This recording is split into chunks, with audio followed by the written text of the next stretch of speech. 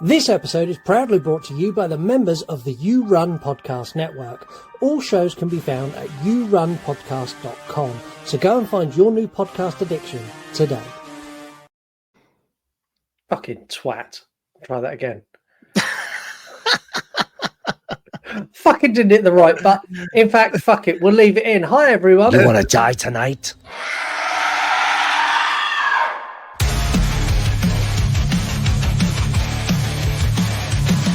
The dad jokes he tells sets the scene. I hang on every word lost in the screen.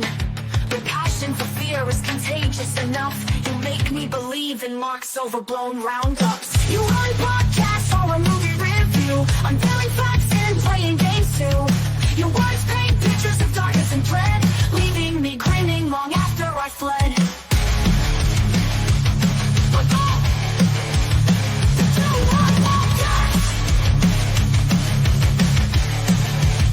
I tried so hard and got so far, but in the end, it doesn't even matter. I had to fall to lose it all, but in the end, it doesn't even matter. I'm finding new inventive ways to get around copyright infringement. Hello and welcome to the You Run Podcast Horror Movie Review, the show where you pick the movies every single week and we talk about them for you. My name is Scott. My name is Mark. And welcome to Balls to the Walls month, the month where we're going to cover all the stuff that podcasts don't cover for very good reasons. November is the month after all of our seasonal listeners have left. And those of you who have decided to stick around, we decided, unlike a toxic relationship, we wouldn't lure you in with being professional. We would just reveal our true selves, which is the massive fuck up at the beginning and then the calamity that is going to be this entire month. We start each review the same way. We give you a brief overview. We then talk about the movie in a whirlwind sort of way with all of our likes, dislikes, and we spoil everything along the way. Later in the show, we're going to do Caption This. We're going to do the game that just never, ever, ever ends. However, we have some guesses today, so maybe it does. Sweet. This is going to be a great episode. Like, it really, really is. And I don't know, like, this goes back to the beginning of the show. It is like part of our soul now, this franchise. Yeah. It's been a journey, man. It's been a fucking journey. I mean, what is this? 6? The last one? Yeah, 6, the very final one. It's crazy. I always thought there was more than this. Yeah, there's not. The character goes off and does other stuff in other franchises, but yeah, this is the end. So we will see him again at some point. Finn Shepherd will return at some point on the show, just not for a while. Today, we look at a conclusion of a franchise that has given us ups, downs, chainsaws, space travel, laughs, tears, anger, frustration, pretty much everything. This time, Finn Shepherd is transported back through time to stop the very first Sharknado. On his travels, he's reunited with many, many, many dead cast members. And Gil, the time-traveling superhero subplot develops.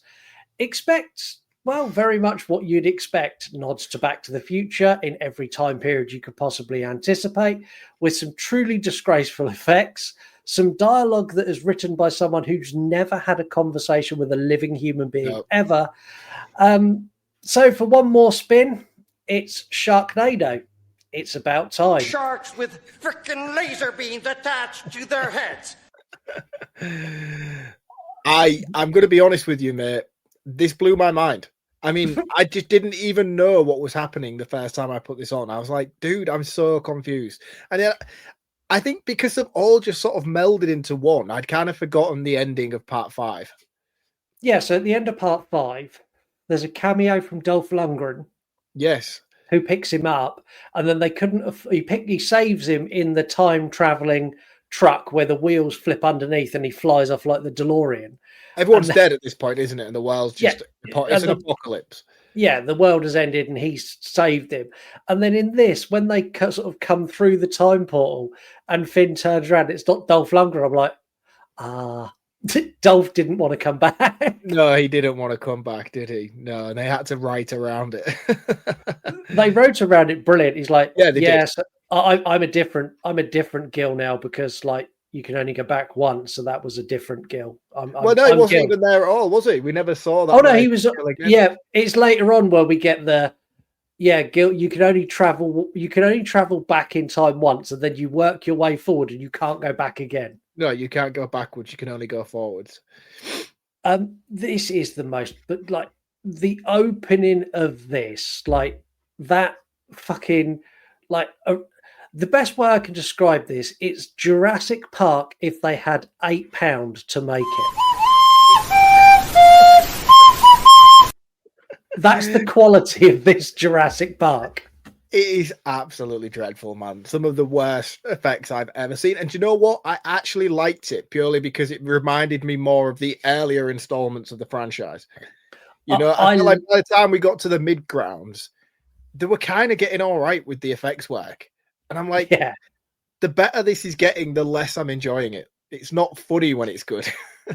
Yeah, and like there's a bit where he's sort of caught in this stampede. He wrestles his bag off of a velociraptor. And, like everything goes off the cliff. Him confronted by a T-Rex and just no fear. Just Who squares up against a T-Rex? I'm like, okay, let's do this. I'm like, what are you even talking about? And then he slides down his tail like Fred Flintstone. Oh, man, yeah. I was thinking more Legolas from Return of the King when he did it, and I was in absolute hysterics. I was like, this is the greatest thing I've ever seen in my life. Honestly, the first 10 minutes, I was like, what the fuck is this? It was just so jarring to me because I just couldn't remember how 5 had ended. Like, I had to ask you what the fuck was going on, and you had to be like, mate, I had to go back and watch 5. This is the context you need to understand where you are right now. And it's the fact that throughout all of this, he's carrying April's head in a bag. Yeah, which we don't find out till later on, which is a very weird subplot, by the way. And one thing I'm going to give this movie a lot of credit for, it's actually a really consistently credible storyline from start to finish. Considering how ludicrous it is and how wild it is and all of the different things that go on, it fucking makes sense, man. Yeah, it does make sense from a story perspective if this is the story you're telling. Yeah, but yeah. Like, and this is where we start getting the old characters introduced. You get Nova back, and I'm like, oh, brilliant, I know who she is. And then some random dude with a big, like... Yeah, Brian with his massive baseball bat. I had no idea who he was. I remembered at the end he was like a guy who was in the bar in the first one for about a second. No, because he dies in like the Met Stadium, which I don't think is till part 3. So he must have been a main player in part 3. I don't remember him in 3. No, well, when you get the flashback thing and he died, it was at like the Met Stadium before. Do you know? And Finn, is it Finn? Gil comes in and saves him just before he dies. That must be 4 because 3 is set in Universal Studios with the roller coaster. So it's the one after that. So Brian's from the one after that. Yeah, Brian's from the one that I absolutely hated. Yes, which is probably why you don't remember him. Yeah, and then we get the Sharknado. This is the worst looking Sharknado in the entire franchise. Mm-hmm. Yeah, agreed. My favorite one was like the one with the lava. You know, when they were using elements of like nature and stuff to make them, that they were the coolest Sharknadoes. We had Captain Planet Sharknadoes. Yes, and they were fucking cool, man. I like that when it was like incorporating the sandstorms and then the lava tornado, and you had to use certain elements. Like you could only fight it with like electricity, or this one they just fight with like laser beams every time. Well, they do fight it briefly on the back of a pterodactyl. This first one, that was hilarious when it's like bopping its tail to knock shit in. Like I really liked the whole thing where they had to build velocity to time jump as well, and like to 88 miles an hour. Yeah, man, and that was really, really fun, and all the different ways they were doing it. It's like the one with the carriage and then it blast off. There's a lot of cool ways that they get to 88 miles an hour to do it. Yeah, and like the just sheer audacity of how badly they ripped off Back to the Future made me laugh throughout. There's so much where they're like, they literally just reference it. They're like, yeah, this happened in Back to the Future. We're going to say it because it's funny. The whole scene with Tori Spelling as his mum and dad was just hilarious. As it couldn't have been more on the nose. This is exactly what we're doing here. Yeah, we literally watched Back to the Future while writing this, and now we're doing this. Yeah, exactly that. What was your favourite time period they jumped into? I really, really, really liked when they went to medieval times. I thought that was fucking just so weird. It was extremely weird. I didn't like the villainous person who was there, and I felt like I should have known who that was. Yeah, I don't know who that was. The person who turned up and You went, like to see a magic trick? Yeah, that was annoying as fuck.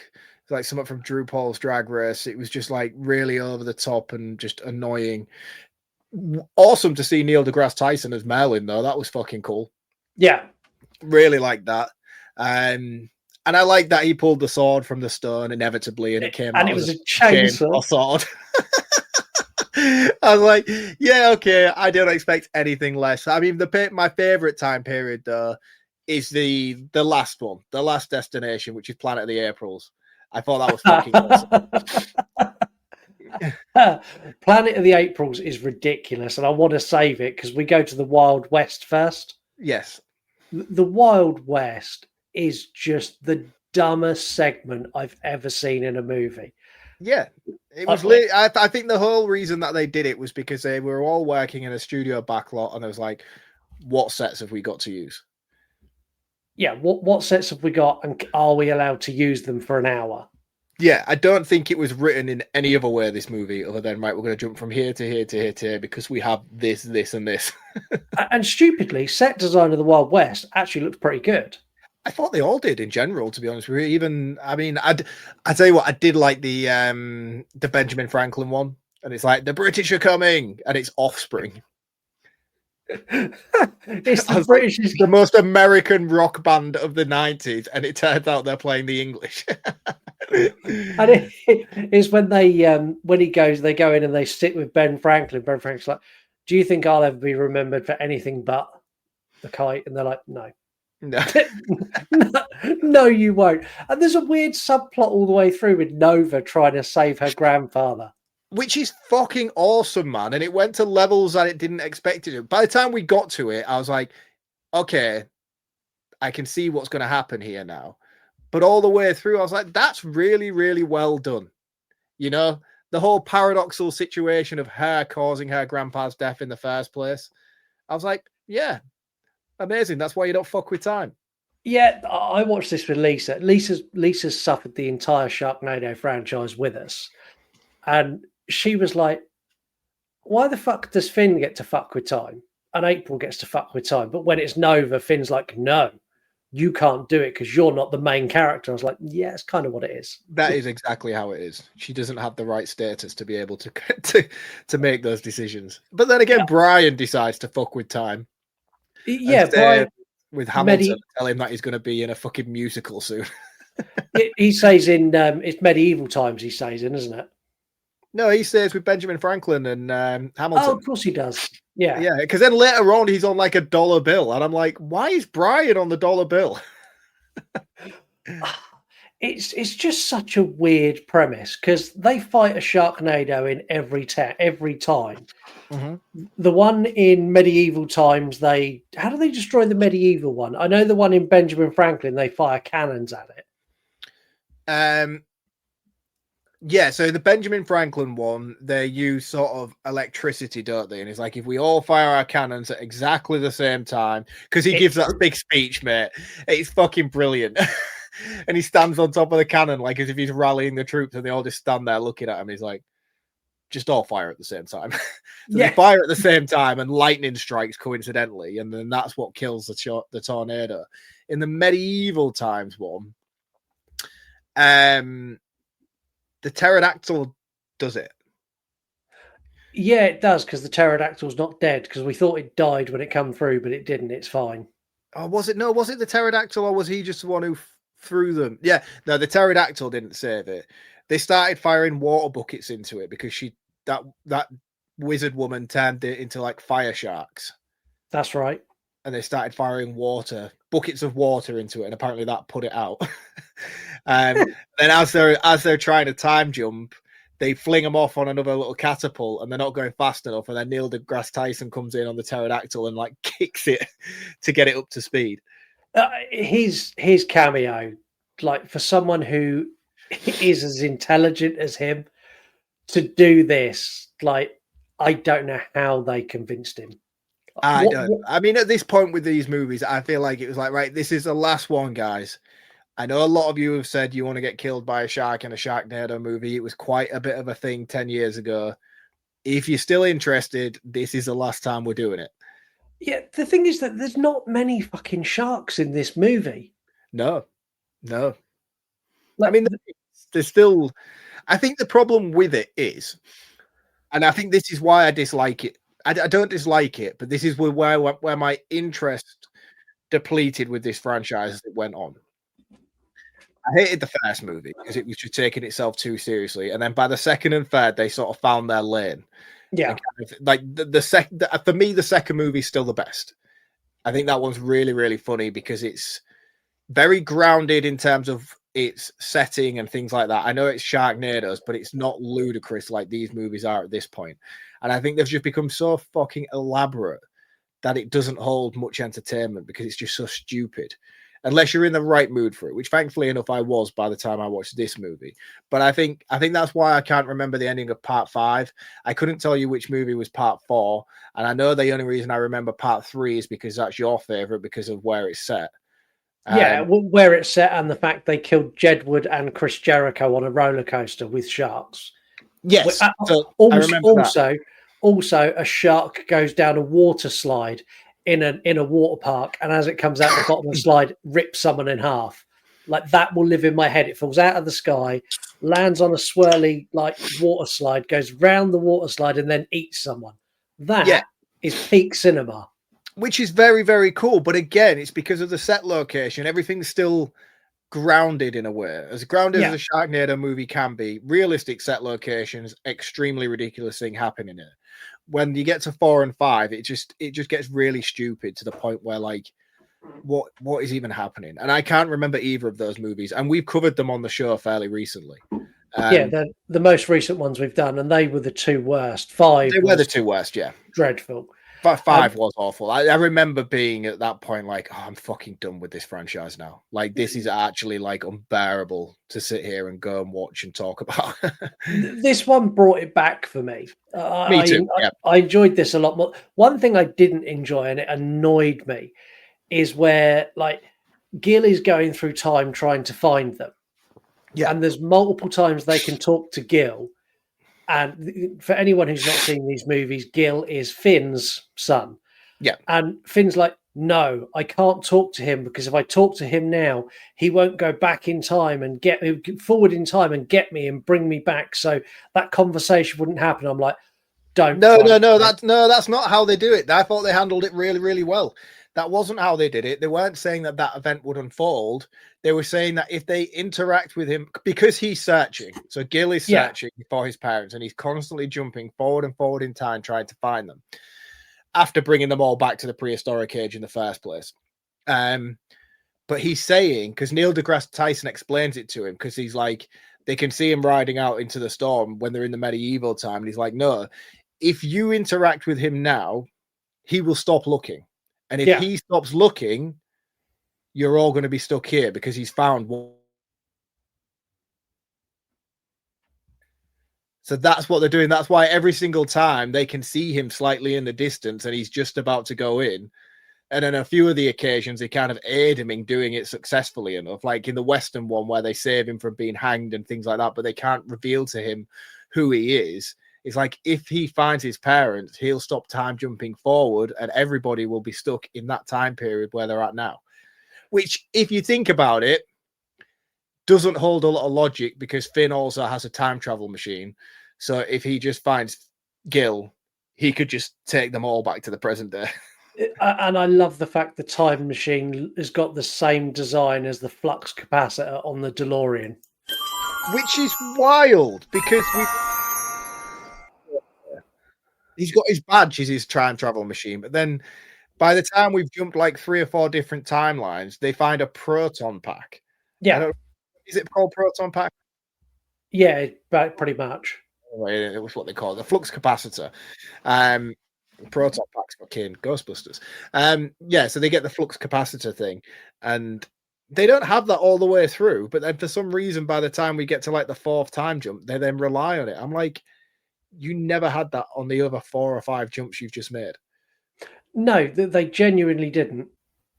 I have issues with the multiple Aprils. Like not even when we get to Planet of the Aprils, which is fucking ridiculous with Sleeping Beauty April. I But love before- Planet of the Aprils. the argument between real life April and robot head April Yeah. is the weirdest shit ever. She's like, you said you'd never leave me, Finn, and you left me at the bottom of the ocean. I'm like, the fuck?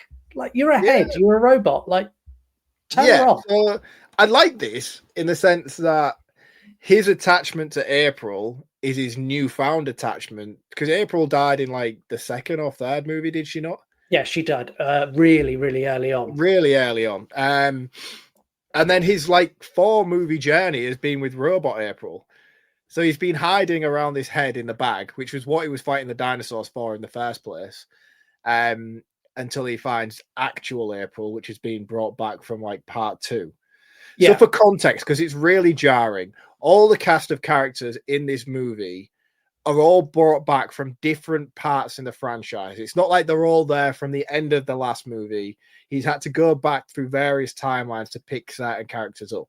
Yeah, and the only reason they're in those timelines is because Gil, who's traveling through time, has saved all of them at their point of death and dropped them in different times throughout history for Finn to then pick them up later in the movie. To bring them all back together by the end, which... Yeah. Perfect. But at this point, he's picked up April from like part 2, and Finn's like got this weird sexual attachment to this robot sex doll head. And it's fucking brilliant, man. I really liked it. I was like, yeah, all right. And you can see on Finn's face, he's like, yeah, look, I know this is weird. Now you're here, but you haven't been here. You haven't been here, and I can carry this head in a bag, and it will be my friend whenever I want it to be. Your head went to the same place mine did, you bad man. Hey, she's got a reset button somewhere. But yeah, I like this, and I like that April then took the head. He's like, do you know what? I'll keep hold of this for now. Yeah, this is now the April head's like, no, I go in the bag. I'm Finn's head. It's fucking ridiculous. It's nuts, man.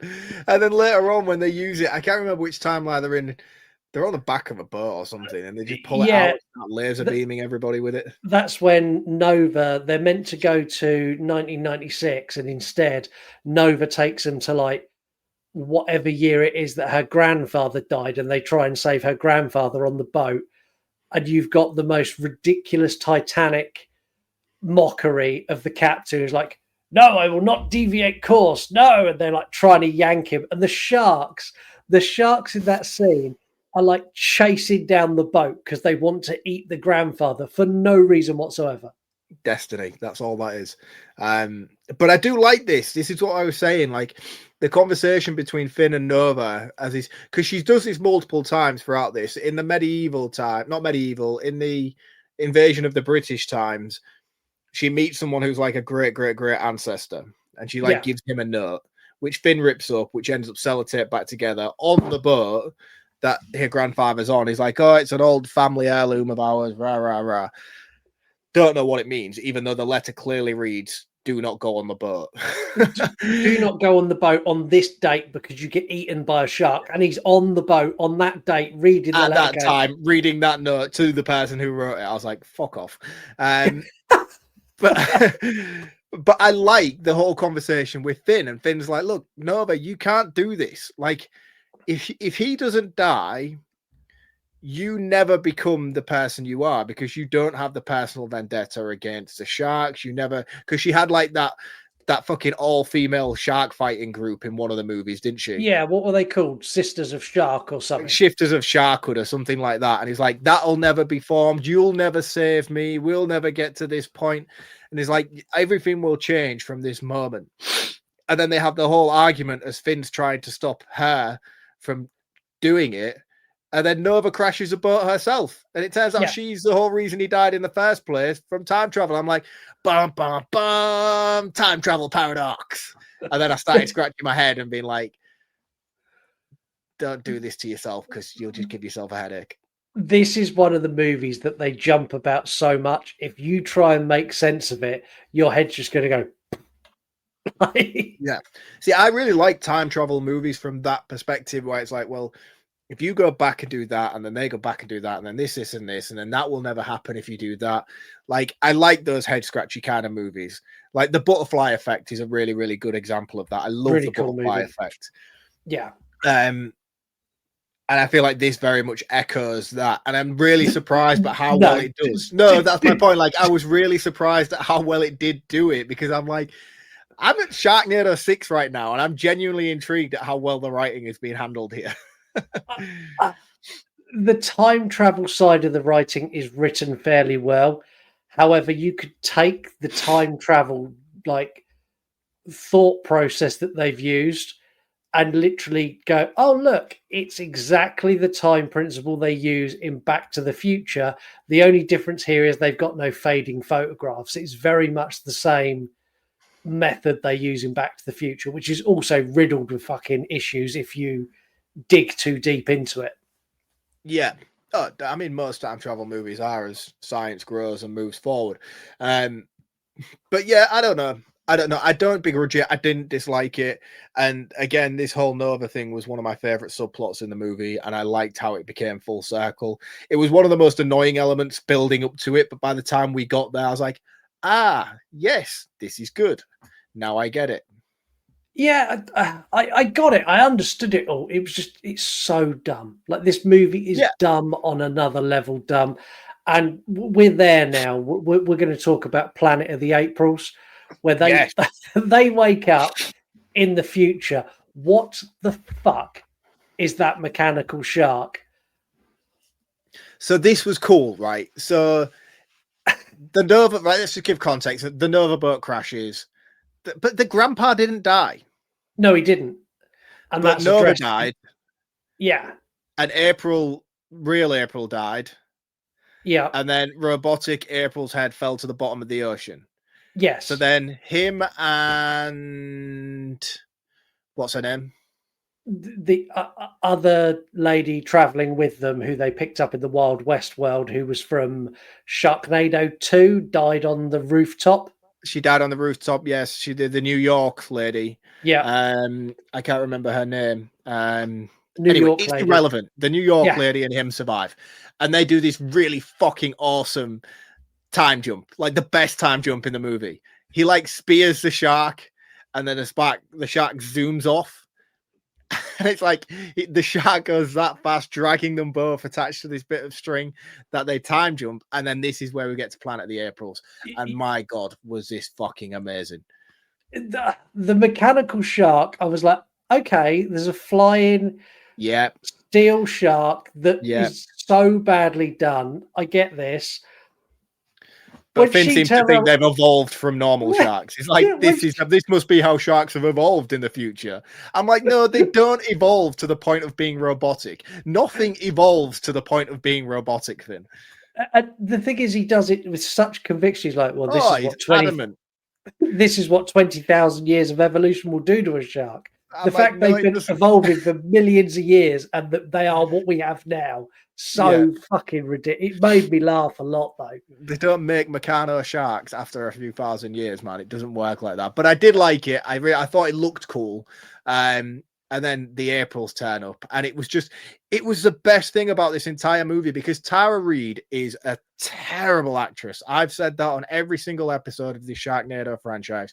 Yep. She is dreadful. And the fact that she plays 50 different versions of herself in this end scene is fucking comedic brilliance, because she cannot act for shit. And every time she jumps from behind a podium with a gun, pretending to be a different version of herself, of Stormtrooper self, it's fucking awesome. And as well, I love how when they have scenes where there's multiple Aprils in the background, they're all faded, but you can tell that every single one of them is not Tara Reid. Yeah. Apart from the one that's right at the front of the crowd. They're all Yeah, just a 'cause- load of different cast members in blonde wigs. I'm like, you're about 2'2" short. You're about 3'2" wide. I'm like, clearly this is just a load of extras. yeah, and it's so silly. And like this whole scene where they get them and they sort of keep them captive. And Yeah. then like you hear like lightning and there's like epic music and they're like, what's that? And they're like, the Queen is here. And she arrives and she's wearing like a 2 pound tiara from like Yeah. it looks like something they picked up in a charity shop. Yeah, And she's it's like, dreadful. And she's got them fucking weird silver leather pants on and stuff. She's just weird, man. Like, I don't like to judge people's figures in any situation, but she has like the worst posture I've ever seen.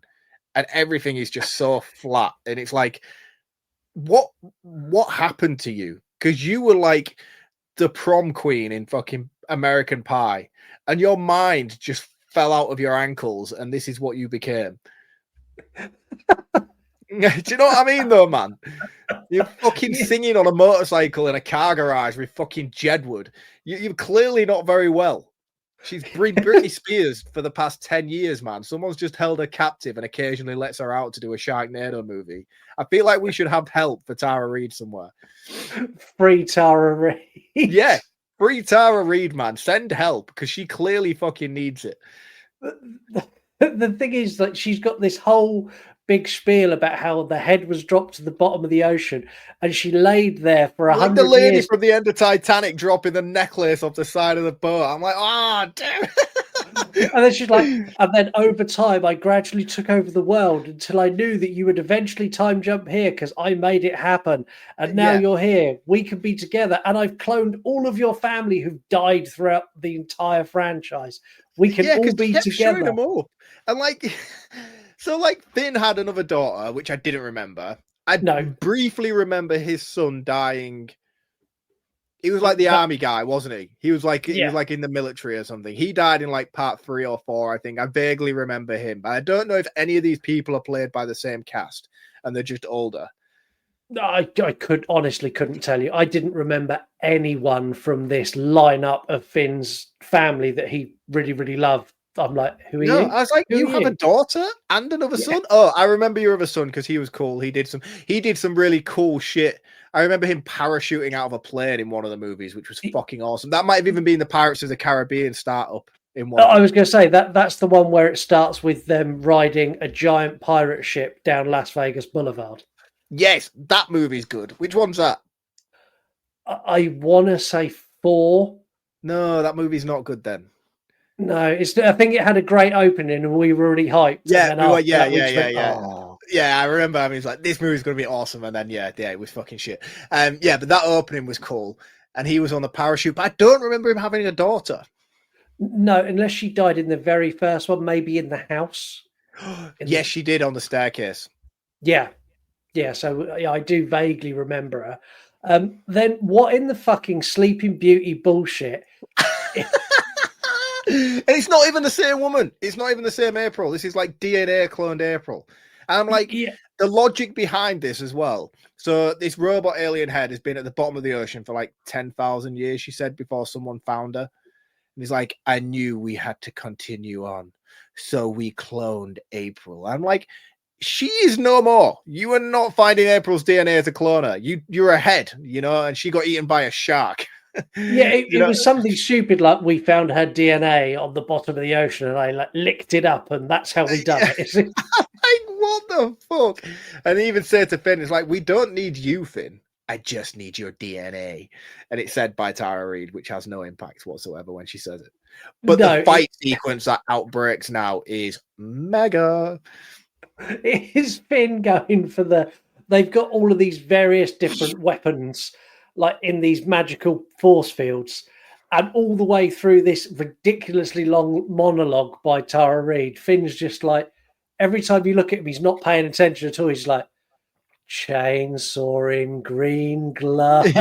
Drooling like Homer Simpson over Duff beer. Chainsaw. And then when he gets it's just chaos. Yeah, and I love it when he grabs the chainsaw and he takes a swing for her and it like dings off and she's like, titanium. I'm like, no, it's fucking pleather. It's not titanium. But the fight sequence when Sleeping Beauty wakes up due to the malfunction of the machine is epic. We have like a full-on like Matrix Keanu Reeves versus Agent Smith fight scene with Tara Reid versus Tara Reid. And it was magical. It was one of the best things in the movie. I loved it for all its fucking hilarious failings, because it was clearly not Tara Reid doing any of the stunts apart from the close-up. It was just two different stunt actors fighting each other. Yeah, in blonde wigs. It was two very gifted martial artists going at it, and then there's a bit where they like whip their hair around, and there's a close-up of Tara Reid. She's like, yeah, it's fucking awesome. And do you know what the thing is? The most bizarre thing about this whole experience with these movies is I just don't know when they're taking the piss out of the cast and the movie itself, or whether they're genuinely thinking they're making something good. I think at this point they know they're not, and they've reached a point now where, like I said to you in a message, this is the movie where they've gone, fuck it, put it in. And someone's got, no, we can't. And they go, it's the last one. Yeah. It gives me the same sort of vibes as Ricky Gervais the last time he'd done the Golden Globes. There's someone on this set going, fuck it, we're not doing it again. Just do it. Just put it in. Do it. Who cares? Fuck it. And again, they reference that later on in the massive giant tornado that Finn's swimming around in when he gets hit in the head with the kitchen sink, as if to say, here's everything and the kitchen sink. that broke me, the kitchen sink, like straight on the side of the head. I was in bits, man. I was in absolute bits when it hit him, and he was like, oh, fuck. I'm like, yes, of course. And it was the most self-aware thing I'd seen in the entire movie, and I was like, right, I kind of get where you're going now. But yeah, there's just so many moments in this movie. And I think everybody else, what makes it worse is that everybody else, including Finn at this point as well, I think he's very much aware of the typecasting he's now received, and he leans heavily into it. Yeah. But I don't think Tara Reid knows. No, she thinks. I don't think she knows what she's doing. I think she thinks she's onto a good gig. She thinks this is going for awards. Yeah, she does, man. She does. She's trying her best, and I just wonder how spaced out she is in between takes, that nobody's actually pulled her aside and said, "Listen, you do realize this is all just a big piss take." The thing is, like, this movie ends the same way the first movie began. And I quite liked that full circle moment. Back to the bar. You messaged me, why the fuck is buttered sausage here? I don't remember him from the first movie. Yeah, he was in the first movie as a drunk man sat at the bar, because we laughed a lot going, that's the perfect casting for a drunk bum sat at the bar.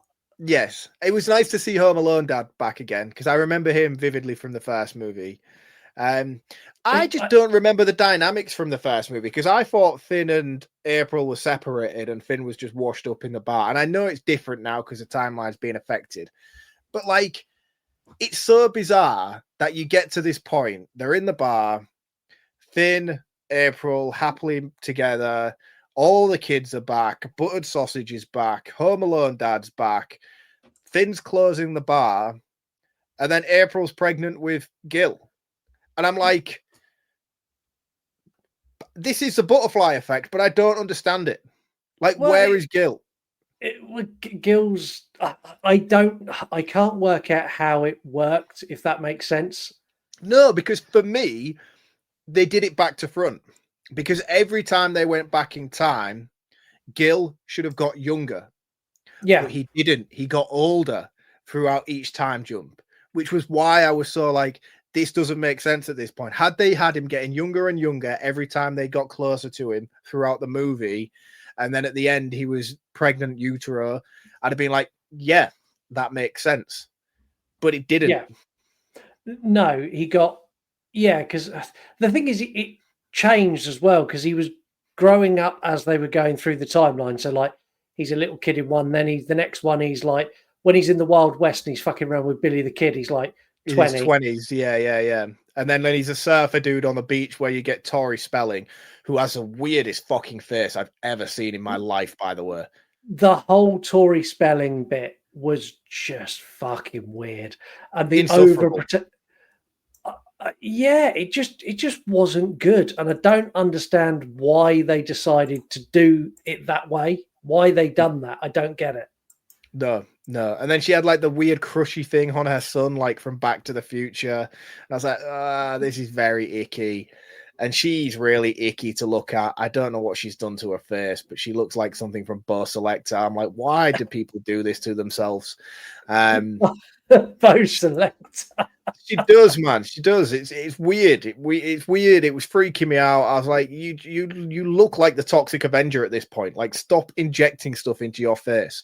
But yeah, anyway, I digress. He had he was like a weird old surfer dude, Gil, at that point. And I'm like, so he's getting older and older as we're going. We're going to get right to the very end, and it's going to be like old man Gil passing down all his wisdom he's had over all of the years of time traveling to bring everybody together, and he dies being like the sacrifice. Like, I did all this for you, Dad.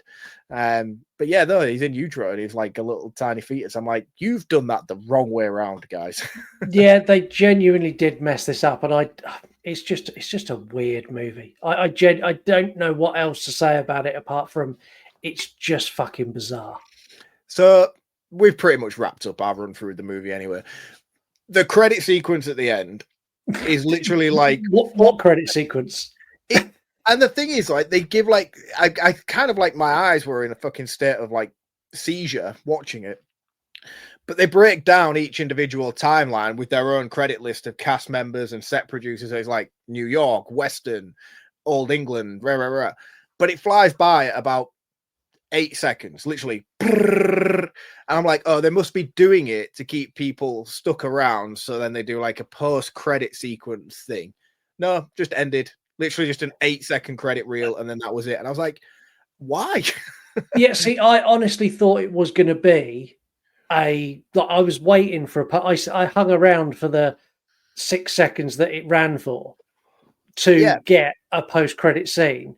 It was one of those things. Yeah, it was one of the things where it's going so fast. So like, look, nobody's sticking around for a credit sequence. So let's just blitz through the credit reel, and then they'll have to see it because it's there anyway. And then nothing came. Yeah, that's kind of exactly the vibe I got from it. And I just don't understand why they done it. It was literally like Finn gives his big, oh, and that's it. Everyone's so happy. I'm going to give the bar to you and everyone's going to live happily ever after. Okay, thank you. Good night. And it's like the end. Like, it doesn't even slow down to say the end. It just comes up with it says Finn. Finn. Yeah, I don't really have much else to say on this. Would you like to do your recommended account of the week? Yes. Would you like an audio clip for it? I would indeed, because I am nowhere near ready. Well, let's go for this one. I can change the future. So this week's recommended account is It's Just Cinema on Instagram. The reason I picked this account this week is they're doing a really cool thing at the moment where they're running through the most terrifying animated movies of the 90s. And they're showing like reels every other day or every day of hidden gems of really terrifying movies that have come out in the 90s. And quite a lot of them are like children's movies that I remember from a kid, and going back, I'm like, actually, in context, yeah, that's a really fucking twisted movie. They'd obviously do other things like this, but it's this particular run of segments that they're doing at the moment that really caught my attention, that I thought all of you guys would like. So that's why that's this week's recommended account of the week. And that is It's Just Cinema over on Instagram. As always, give them a like, give them a follow, and let them know the You Run podcast sent you there. In a complete change to what we normally do in our ads, we are not advertising anyone in the You Run podcast network, and the rest of the network aren't advertising anyone else who's in the network. Instead, we've all chosen a creator or a person who lives in our lives or our community that we wanted to support. And here on Horror Movie Review, we chose BP on the Let's Talk Horror channel. BP is one of the most, if not the most genuine person I have ever met. He wears his heart on his sleeve and reviews horror movies in exactly the same way. He is so authentic and so cool. He gives production facts, he gives deep dives into horror, and he really does it from the heart, which is so rare from a podcaster. And he's awesome, and so is his show. So that's Let's Talk Horror channel. You'll find them on all the socials, and you'll find them on Apple, Spotify, YouTube, and everywhere else. So Go and give BP the flowers he deserves. Go and support the Let's Talk Horror channel and do that now. You can do it. You can pause this and go and do that. And while you do that, we're going to go back to the show. Hello. Hello, you there? I have no idea what's happening, dude. Anyone who's listening, we're having some serious technical issues tonight. This is My the second. backup. You back? I'm back. The mic's back. The headphones are back. Everything just went weird. The computer completely froze. But I'm here. We have had some horrific technical issues tonight. We've had to stop recording midway through. We've had things going wrong, and it's all because we're in the new studio and it's glitchy. Right, I'm back. Everything's fine. We'll pretend like that never even happened. Thanks, Scott. Yeah. Like I said, like we really are giving the listeners who've joined us in October and gone, do you know what? They're pretty fucking, they got their shit together. I like this podcast. We now have just done that thing in a relationship where we've started walking around in underwear with holes in it and like scratching our ass and sniffing our fingers. We have become that show. Go and follow Mark's recommended account. Also, go and check out the Let's Talk Horror channel and go to yourunpodcast.com and check out all of the shows of the network as well. There's so much entertainment out there. Just do something nice for someone today and go and support their show. Also, go and check out our socials. We're at You Run Podcast everywhere. On Instagram, you'll also find Mark. He's at VHS from the Crypt, where he shares incredible collection of 1900s technology and reviews from the Crypt, where you can hear his thoughts on a whole host of other movies. Also, if you want to support us on Patreon, which after this episode, we're going to get cancellations. I know about new people joining us. Patreon.com/You Run Podcast, where you can get a whole host of tiers, extra shows, early access. Like there's loads and loads of stuff on there. There's a free tier as well where you can join. You also get free episodes and exclusives on that tier. So it is worth signing up just for free. Also do the stuff that supports us that is free, that everyone can do. Share the show with a friend. Like, do nice stuff. I'm losing the plot. Like, review us, Apple, Spotify. I'll tell you what, just do nice stuff to help us grow. Fucking hell. Let's do some facts. Look here. Look, listen. Honestly, I apologize. When Finn travels to the future, he says, I wonder what Deadpool movie we're on. Did you get the reference? No. I did, and I fucking died laughing. So in Deadpool, when Cable's there and they travel through time in Deadpool 2, Deadpool has two questions. He's like, oh, you're from the future. I have two questions for you. Is dubstep thing still a thing? And what Sharknado movie are we on? Ah, that's cool. No, I didn't. I caught the Frodo one early on in the medieval thing. That was brilliant. Yeah, I forgot he called him Frodo as he like scurried off, and then later on he's like, "I'm sorry, Frodo." Yeah, I like that a lot. But no, I didn't get the Deadpool reference. That's cool though. They missed a trick though by not saying for Frodo as they travelled through time. Yes, they definitely did. So when Sky shoots one of the sharks in the Old West, she goes, one shark, two shark, red shark, blue shark. And this is a reference to Dr. Seuss. Red fish, blue fish, green fish, what is it? Red one fish, two fish, red fish, blue fish. There we go. Yeah. We're doing Green Eggs and Ham at the moment, and it's fucking brilliant. Sam I Am. And have you seen the Netflix TV series? The cartoon one? No. It's got Keenan and Peele, but the Keenan, he's the narrator of it. It's a cartoon series, and it's Sam I Am and the guy who doesn't like green eggs and ham, and they go on this journey because there's a chikoraf, which is half chicken, half giraffe. It's been robbed from the zoo by Sam I Am, and then like there's a bad guys coming after him, but like the narrator Keenan, he talks like Dr. Seuss, but like in a more modern day way, and incorporate. It's like my daughter, because we were reading Green Eggs and Ham, I saw it pop up on Netflix. I was like, oh, we'll check this out. I don't think I'm going to enjoy it. It's like 2 seasons long at this point. It's got who's the dude? Michael Douglas is a voice in it, and really? Honestly, it's like a proper all-star pack. It's like produced by Ellen DeGeneres. It's fucking mega, dude. Because it's like aimed at adults for who get the jokes, Yeah. but it's also a children's TV show.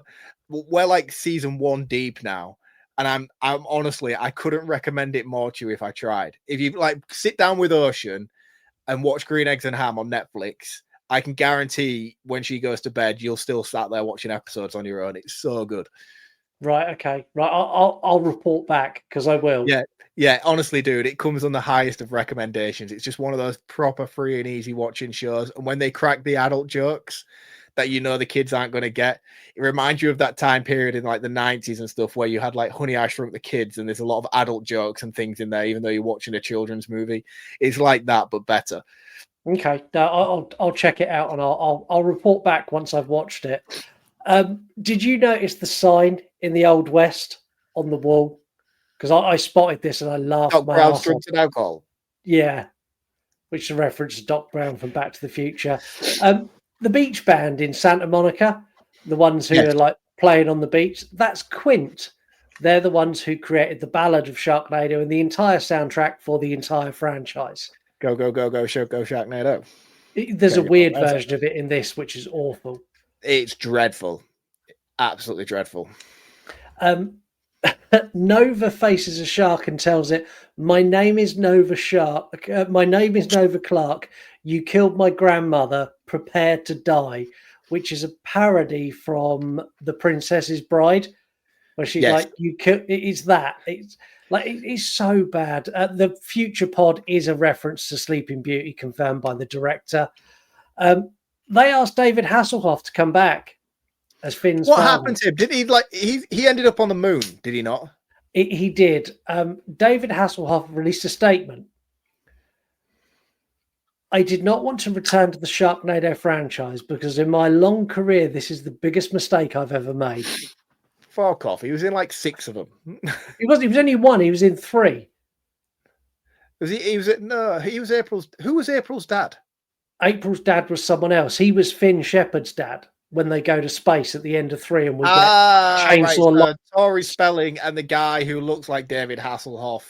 Yeah. Right. Okay. Yeah, it's a younger version. Right. That makes more sense to me now. Because by the time they introduced him, I was like, I'm sure we've met Finn's parents already. Yeah, and it made me laugh when I read that he said this is the biggest mistake he's made in his entire career. This is coming from a man who pissed himself on a talk show because he was drunk, laughed about it, and continued the interview. And also got rode by SpongeBob and Patrick. Yeah, and this is his low SpongeBob point. movie. Yeah. When they are with Tori Spelling, there's a line in there where she's like, "You look familiar. Did we go to high school together?" And Finn goes, "I think I'd remember that." Both of them appeared as Donna and Steve in Beverly Hills 90210 in high school. Oh. Yeah. Cool. When Sky gets frozen, it's deliberately made to look like Han Solo and Carbonite. Yeah, brilliant. I like that. I did like the Star Wars reference for that. Yeah, like this movie's full of shit like that, and it's dreadful. Let's be honest, it's really bad. Yeah, it's absolutely awful. That was absolutely awful, but I loved it because it was hilarious. It was hilarious how bad it was. We have some voicemail, so let's dive into some of them. Hey guys, so just listening to House of a Thousand Corpses. Really interesting to hear your varying positions. Now this is a message I thought and hoped I'd never actually have to send. And Mark, we've established over time you have some truly terrible takes and opinions. And with this one, I gotta say, you've got it absolutely spot on. No, kind of knew it that's is where it was absolutely going. Genius. Rob Zombie is a genius. It is absolutely fantastic. And you really do not deserve to have such a trusted friend betray you in such an evil, villainous way. So today, I am fully in your camp and support of you. Laters. You see, the thing is, I'm always right. And as much as it pains a lot of you to admit it, I'm always right. My horror tastes are flawless. I find myself superior to the majority of you listening. Just know that as this episode runs. Do you know, that's my favourite quality about you. It's your modesty.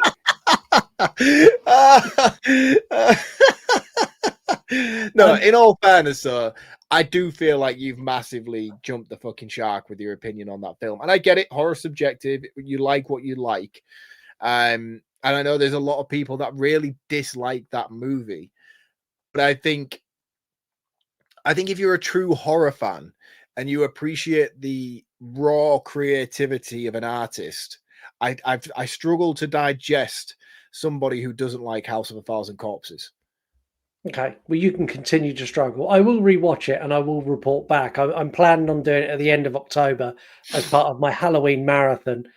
And if it ruins my Halloween, I'm blaming you. We also riled up someone else with House of a Thousand Corpses. Hey guys, I know it's late for you guys. I just realized that it's like 9:45-ish there. But anyway, I just want to say that I'm listening to the House of 1,000 Corpses. And I swear to God, if I hear Mark gloat about that fucking Sherry Moon fucking zombie again, I'm going to lose my shit. Mark, come on now. She is not attractive. Like, I don't get the appeal. Like, your wife is gorgeous. And, like, Sherry Moon Zombie looks like fucking a bologna sandwich. Or, like, she looks so skanky and trashy. Come on. Or maybe, is that what you like? Is your wife a cover-up? Anyways, I'm just saying. And Scott, I know you on the same page as me. You don't like her. And all she does that whole fucking movie is... Oh, my God. I would rather... literally just be buried under all the 1,000 corpses. Okay, that's all I have to say. I'm going to finish listening. Bye! Really makes me laugh when Heather sends in voice notes before she's listened to the entirety of the episode. Because she hasn't heard what you had to say yet. No, not about Sherry Moon Zombie. Funnily enough, she called back because of that exact reason. We've got a few from Heather, so we'll do the next one. Okay, I'm going to come at both of y'all one more time. Should you even be hosting a horror podcast if you don't know who the fuck Karen Black is? Get your shit together. It's Karen Black. Have you ever seen Trilogy of Terror? You know, the little weird doll thing or whatever. It's like 1972, 4, something like that. It's Karen Black, dude. She's in like a ton of shit. Like a ton. Get your shit right. Do your facts before you say shit. Come on. Okay, bye. So in my defense in that, I have seen Trilogy of Terror, and then when Heather sent that voice note in, it highlighted which particular scene she was referencing with Karen Black in at the end in the bedroom and stuff. And I was like, oh yeah, that's her. But I feel like to jump in defense of Karen Black is a ludicrous thing to do. Because although I said in the moment, I was like, I'm sure she's fairly famous and she's been in a few shit. She's been in a lot of dog shit. It's not like we're forgetting Linda Blair. Or well, she has been in a lot of dog shit. She was in House of a Thousand Corpses for a fucking start. No, but this is like our kids having a podcast in like 20, 30 years time. And they're doing an episode that the actor who plays fucking Finn Shepard turns up in. And some lunatic calling in and being like, how do you not know who that is? He was in Sharknado 12. And that is Karen Black. The thing is, that it would be you or me making that call. Yes, it would be us making that call. But that's my point. It's like, we haven't forgot like iconic horror characters. And I did make it very clear that I knew she'd been in some stuff and she was famous for her work in horror. I just couldn't quite pinpoint her at the time. She doesn't deserve the defense, I'm afraid, Heather. She's great and I liked her in Houses. But for her, I went back and checked her Wikipedia after that voice note. Yeah, man. I don't know if it was warranted to come in your knight in shining armor uniform to defend Karen Black, really.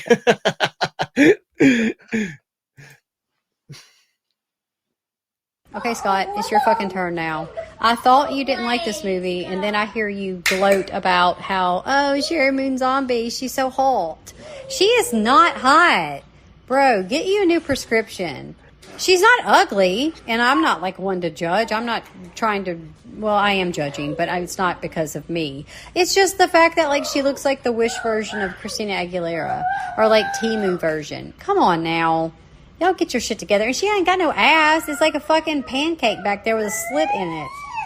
Y'all have had too much beans on toast and too much fucking high tea. Get your shit together, Scott. She cannot act. The only movie I will somewhat agree with you is, yeah, she was fine in Rob Zombie's Halloween. Other than that, get the fuck out of my face. Okay, bye. I'm going to stick with my defense for Sherry Moon Zombie. I think she is a terrible actress, but I really like her in House of a Thousand Corpses. I really like her in the Halloween movies. I've seen every zombie movie so far. She's dreadful. Hot. She's dreadful in 31. That is like the worst I've seen her. In fact, I'm lying. I still have to see Lords of Salem. I like Lords of Salem. That's the one Rob Zombie movie that I am yet to see. But that's because I'm not a witch guy, which is why I've deterred from it so much. But do you know what? That might be my Halloween watch of this year. I might do that for. I know I'm talking in the past and the present now because we're recording this at the back end of October. We haven't hit Halloween yet. But I think that will be my Halloween night watch. I'll do Lords of Salem this year. However, the point of the conversation is Sherry Moon Zombie is very attractive, especially young Sherry Moon Zombie here. I know she looks a lot older nowadays. And again, I don't want to be prejudiced towards older women. That's not my thing.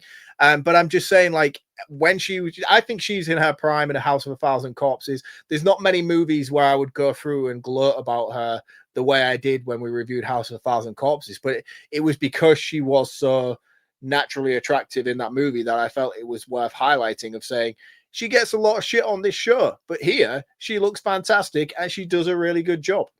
Yeah, and I agree with you. And also to fuck with the time paradox even more for a time movie, we're recording this in the middle of October before Halloween. This goes out in November after Halloween. Yes. Which was why I kind of stumbled my words just then, thinking, shit, I should have said that. and the reason we're doing that is because I'm going on holiday for a week. And I'm going away. And then Halloween's on a Friday as well this year. So we made the executive decision to not record on the Friday, not because there wouldn't be anything more enjoyable than sitting in here on Halloween night talking about horror movies, but I like to watch Halloween movies on Halloween.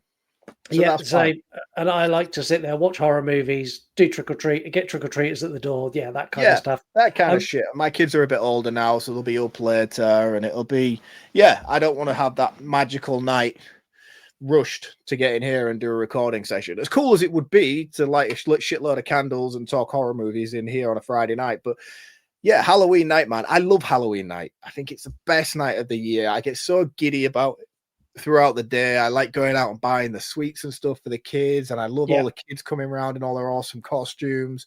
My daughter gets so giddy and excited. We don't do the trick-or-treating thing. I'm not particularly a big encourager of it. I don't like knocking on doors and begging for sweets and stuff, but we have I take her to down our street. There's 2 or 3 houses that go really wild. They do all the garden up. They have all the lights glowing on the night, and she'll go do those houses. But in Britain, man, it's weird because we have when I was a kid, especially, we used to trips. Miles. Do you know what? I'm not even going to do that because after this, we're recording the Patreon episode. It's our Halloween special. I don't want to repeat conversations. If you want to hear more about Halloween, go check out our Halloween Patreon episode, which will be available to you now in the middle of November. Yeah, it will. We got one more message and then we're going to rock into some other bits. Okay, so I have a rendition of Dragula for you guys, and it's dig through the ditches and burn through the witches, and why the fuck do you like Sherry Moon? Okay, anyways, why do y'all like Sherry Moon? Okay, bye. Love y'all, though. Major beef. Major shit. She needs to let it go, man. Sherry Moon. I think we need to sit Heather and Sherry Moon in a room and just let them thrash out their differences. The thing is, she digs a rod for her own back, does Heather, because now for the next sort of foreseeable, all I'm going to do is send her pictures of Sherry Moon Zombie. That's all I'm going to do. Every free time I have, I'm just going to go on Instagram or on Google, and I'm just going to send her links and photos of Sherry Moon Zombie for the next 2 or 3 weeks. Sounds like a plan. Let's do caption this. We put out this image, and that image says everything you possibly need to know about this Sharknado movie.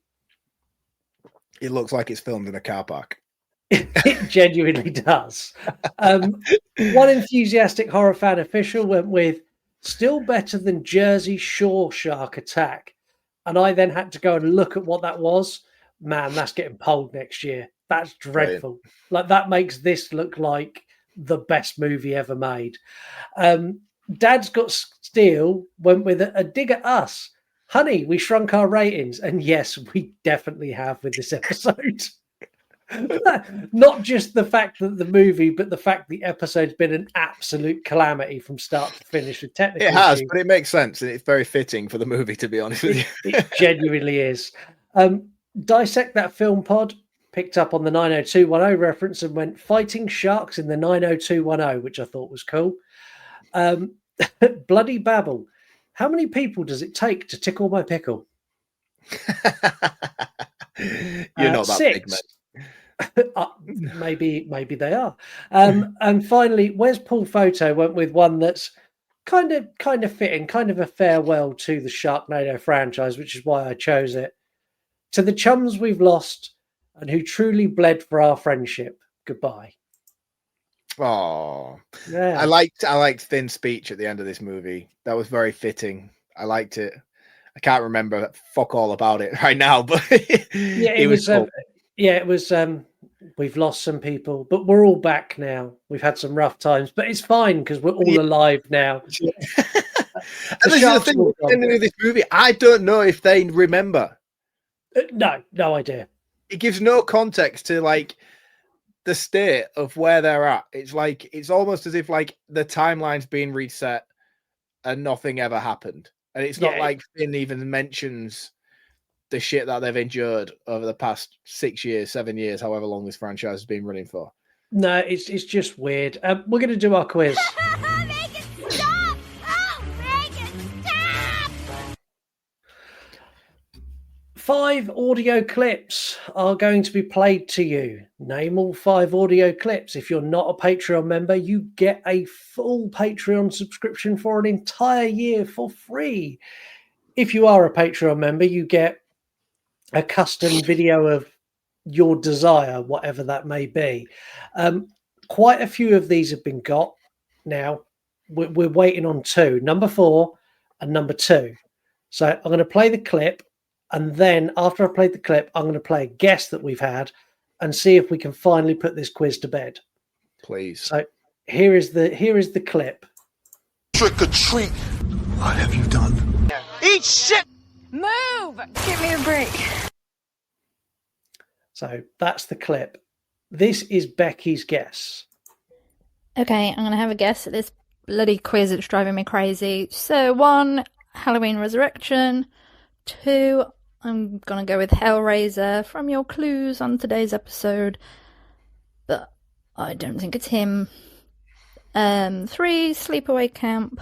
4, X.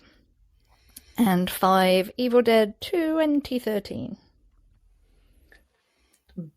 Becky has got 4 out of 5. Yep. And I know now, I know all of them. You do, because you caved and begged me to tell you. I had to know because it was just fucking driving me up the wall to the point where I'm like, I need to know now. This is annoying me. Probably the same way it is the listeners, yet none of you have got it. In fact, if it's not got next week, I'm telling someone the answer.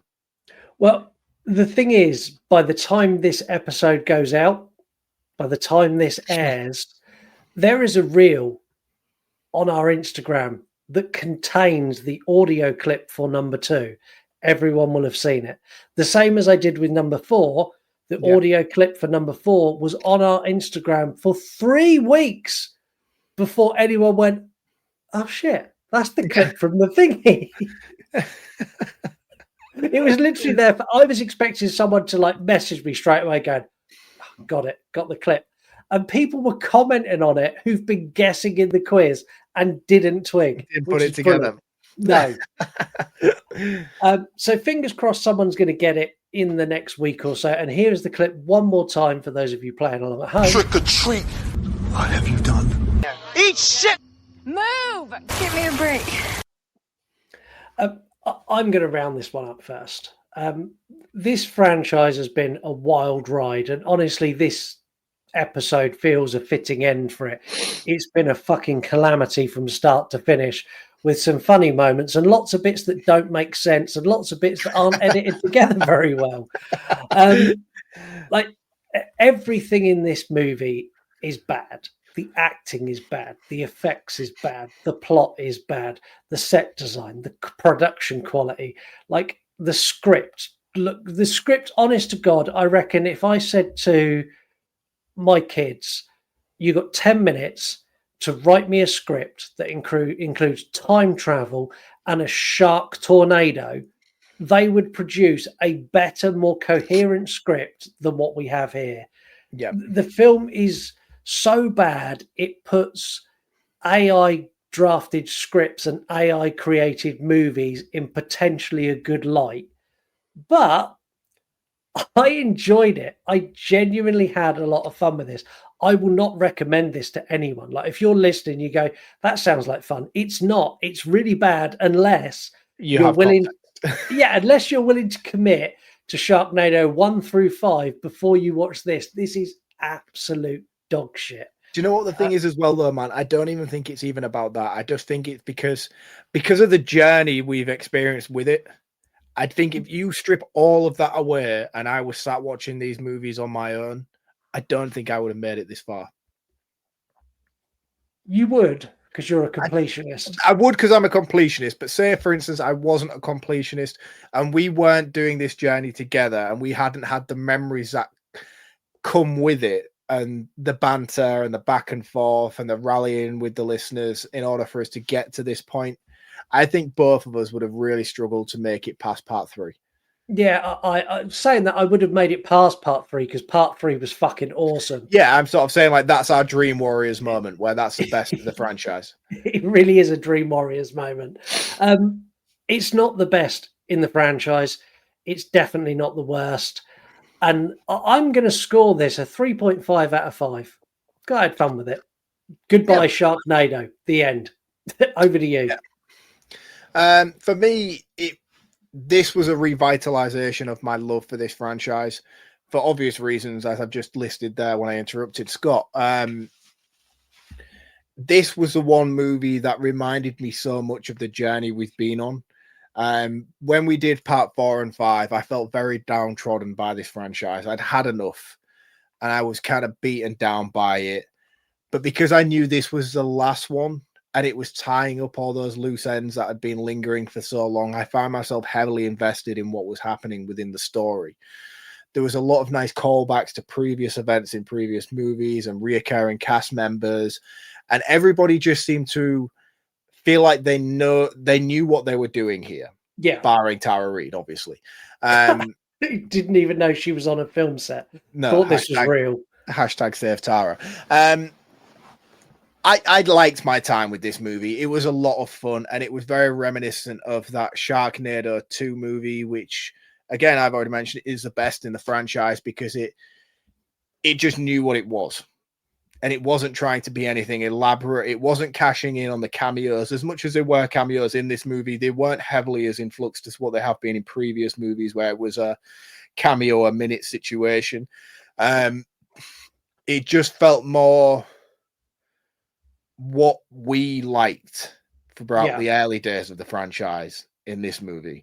I like the way that it all wrapped up nicely to a certain degree, if you can even say that. And I'm kind of in a weird limbo moment with it because as much as I am fucking glad to see the back of this franchise now, I even text you afterwards and I was like, I enjoyed that, but I am fucking glad it's done, you know? Yeah. And that's very much how I feel. Like, I am very glad that this is over now. It's been a journey and I've enjoyed 90% of the journey as we've done it. And I'm glad it's gone. But at the same time, I kind of feel sad, man. I kind of feel sad that we haven't got this annual thing to look forward to anymore. And I know we've replaced it with the Wrong Turn franchise, but I feel like that's been a really poor pick from the listeners. It doesn't have the same ridiculous gravitas as what the Sharknado franchise did. I thought we would have done something along the veins of Birdemic or something just really ridiculous like that, but where we've gone with a more grounded Wrong Turn movies. I know I'm in for that. Like the whole same way. I'm ready for it. I'm ready for a break from the stupidity, but I do feel like going forward, we are going to have to do a movie like this once a year still. whether it's Larvantula or Mecha Shark versus Giant Steel Octopus 12, we're going to have to keep coming back to these kind of movies at some way or another. But regards to Sharknado 6, it's a very mixed bag of emotions. I'm glad it's done, but I'm sad to see it go. I'm not going to score it as high as Scott because it really doesn't warrant it. It's a 2 out of 5. I remember there was a time on this show where one of these movies got like full marks from us. Sharknado 3 got 5 out of 5 from both of us. Perfect movie. Did it? I don't remember giving Sharknado 3 a 5 out of 5 because I didn't like that movie as much as you did. Oh no! Or did you give 2 I think a 5? I gave 2 a 5, and then you went in with 3 and gave 3 a 5. Yeah, which is wild that this franchise has a 5 out of 5 from either of us. But yeah, man, I think it would be interesting for me now to go back and listen to everything. Do you know, as opposed to listening to these annually, now we've completed it. I'd like to maybe just spend a day at work with my headphones on and listen to us review the Sharknado franchise from 1 to 6. In a day, just listen to all of them back-to-back episodes. Somebody do that. Somebody do that for me, please, and give me your overall opinion on what that sort of run-through is like. Because I won't do it as much as I'd like to. I know for a fact I'm definitely not going to do it. And when you do Sharknado 2, you need to scroll all the way back through our Instagram 5 years because that was done on a live. It was done on a live, wasn't it? Yeah. Yeah, man. Shit. Bruce was there for that, wasn't he? Yeah, that was Bruce. Yeah, that was our. Bruce isn't dead. Well, Bruce, I know. I mean, he is to the show. He's to the show, but he's not dead. But yeah, Jesus. We should bring him back. We should do a Sharknado 6 and get Bruce back for it. I'm not down for that. Anyway, moving on. If you like Mark said he wants to do more of these insane movies, which is really good because Balls to the Walls month is absolutely packed with these. And next week, which will be a much more seamless week because I'll be used to the new setup and I'll have sorted out echoey issues. I'm sure there's echoey issues on this episode. But next week, we're diving into a movie that is arguably worse than the whole Sharknado franchise in Zombievers. Do you know what's pissed me off about this? Is probably 2 years ago on this show, I went on a big tirade about how this was the worst movie I've ever seen in my entire life. And you pulled it like weeks after weeks after weeks, determined to get me to suffer through it again. And you lost every single time. And I was like, ha, ha, ha, fuck you. And then the 1 month, the polls were fucking stacked with some really cool shit. This piece of shit won. I can't believe we got round to it. After just saying how much I'm ready to do more movies like this in the future annually, I think by the end of November, I might be ready to retract that statement. I think you'll be fully ready to retract that statement and you'll be going, can we please cover some art house horror, please? Is it an A24 movie? I don't think I'll be going that far. But I'll be like, yes, can we do some 90 slashers, please? I need it. Before I retire. Well, that's it for this episode. Really sorry about this episode, really. We'll see you next week. So, bye. Cheers, guys. See you next week. You want to die tonight?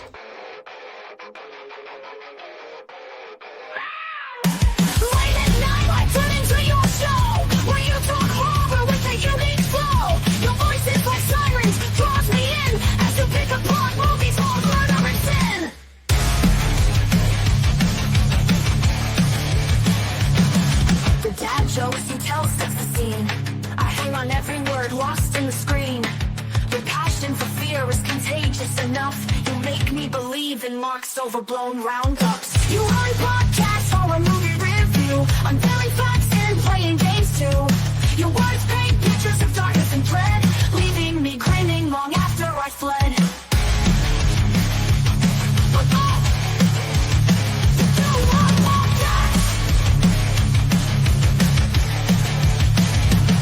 You run podcasts, horror movie review, unveiling facts and playing games too. Your words paint pictures of darkness and dread, leaving me grinning long